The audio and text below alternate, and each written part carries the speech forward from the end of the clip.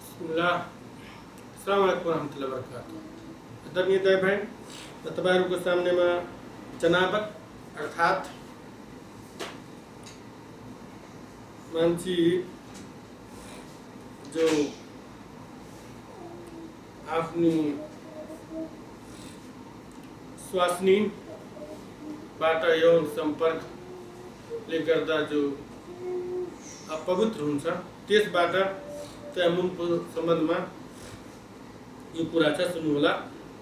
जब मानिस अपवित्र होस् अर्थात् यौन सम्पर्क गरेपछि र पानी नपाओस् भने यस्तो अवस्थामा पवित्र माटोले तयम्मुम गरोस्। हजरत इमरान रजियल्लाहु अन्हुले बयान गर्छन् कि हामी रसुलुल्लाह सल्लल्लाहु अलैहि वसल्लमसँग एउटा यात्रामा थियौं।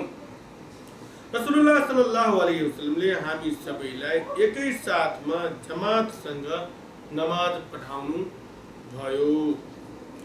नमाज पढाएपछि उहाँले हेर्नुभयो कि एउटा मानिस जमातदेखि पर बसिएको छ।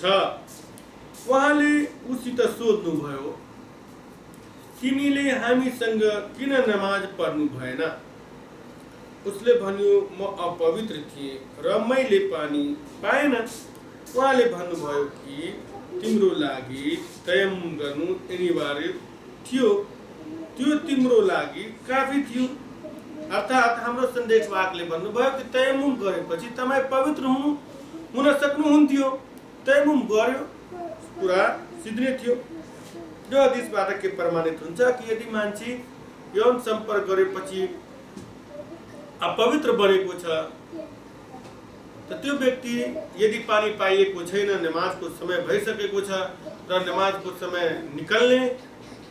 निकल्नबाट डराइराखेको छ भनेर या कुनै यस्तो कुरा छ जसले गर्दा चाहिँ के छ अरे पानीलाई प्रयोग गर्न त्यो मान्छेलाई गाह्रो भइरहेको छ, त्यस्ता अवस्थामा मान्छेले तयम्मुम गरेर नमाज पढ्न सक्छ। यो चाहिँ हाम्रो सन्देशवाहक मोहम्मद सल्लल्लाहु अलैहि वसल्लमको हदिसबाट प्रमाणित छ।